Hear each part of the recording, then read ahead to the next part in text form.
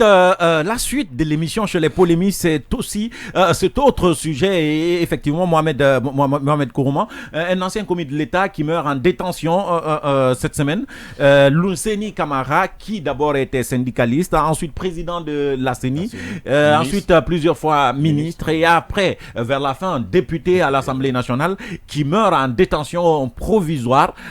Ça n'a pas laissé à marge l'opinion. Beaucoup de personnes se sont exprimées là-dessus, surtout dans les conditions du décès. Mais je vais vous montrer d'abord un extrait, un reportage de nos collègues de la rédaction et on revient derrière.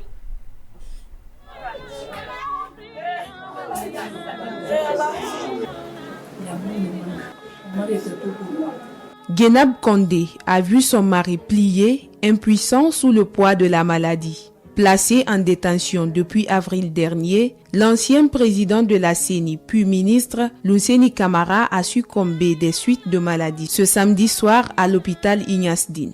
Depuis le déclenchement, il y a 4 mois d'un AVC, ses avocats ont tenté d'obtenir son évacuation pour des soins mais en vain.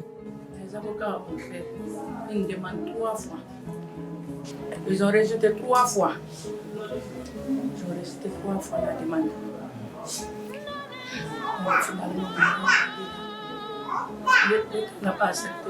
Des collaborateurs sous le choc déplorent les circonstances du décès de ce collègue qui a servi la nation guinéenne. Ça ne se devait pas.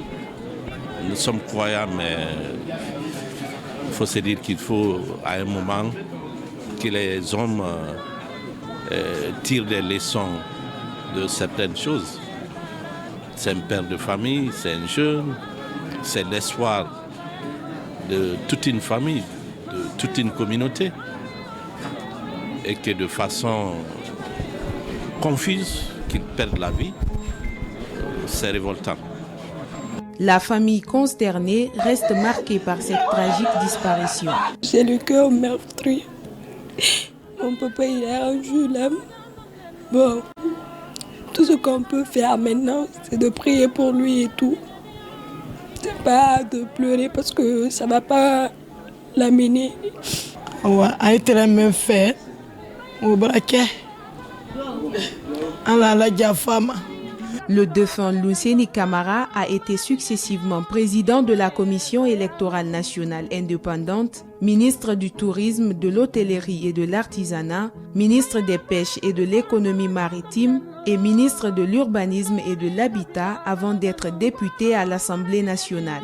Il était accusé, entre autres, de détournement présumé de deniers publics, d'enrichissement illicite par le procureur spécial près la CRIEF.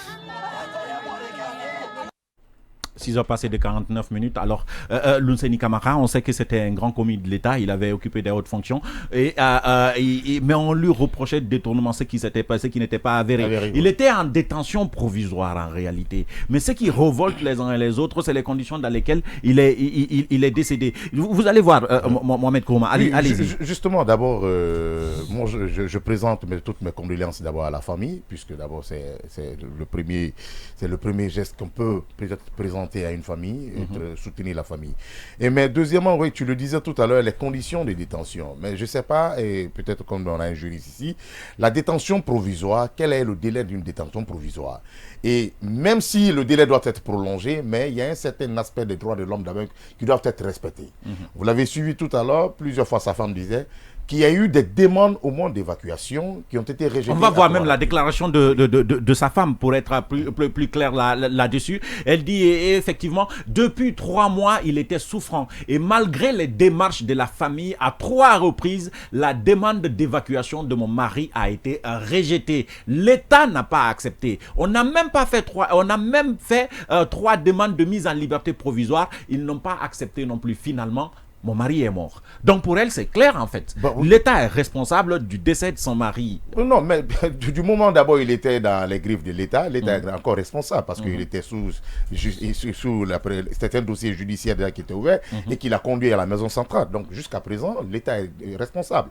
La mise en liberté provisoire demandée, refusée. Je pense que l'État quand même, c'était la moindre des choses quand même de lui accorder une mise en liberté provisoire. Vous savez, souvent dans ce studio, nous avons dit qu'on ne sait pas pourquoi pourquoi l'État, avec sa force qu'il a, ne peut pas mettre ces cadres qui sont aujourd'hui, ces gens qui sont aujourd'hui à la maison centrale, sous des résidences surveillées.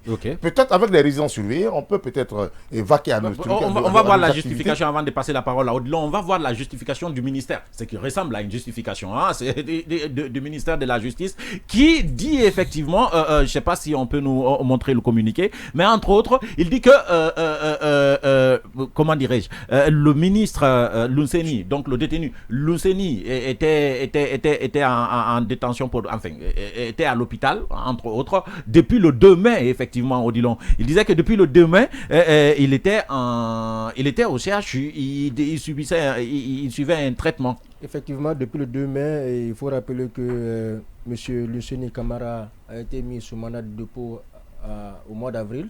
Je crois c'était entre le 28 avril, donc pratiquement 5 jours après, il était sous soins, sous soins à l'hôpital au CHU. Voilà. On peut voir ça à l'écran. Il dit depuis cette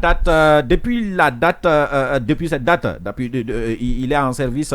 Je parle de la date du 27 avril. Enfin, il a été déposé le 27 avril à la maison centrale. Le 2 mai, effectivement, on peut lire là-dessus, le 2 mai 2022, son placement en milieu hospitalier pour y recevoir des soins appropriés, dit le ministre de la Justice, soit 5 jours après son placement en détention. Donc, Lunseni est arrivé malade, mais ça, on le sait déjà. Il est arrivé malade en détention. 5 jours après, il était au CHU. Et depuis cette date, il est sous soins nécessaires au service cardiologique du centre hospitalier de Ignace Dine. Et malheureusement, ce samedi 2 août,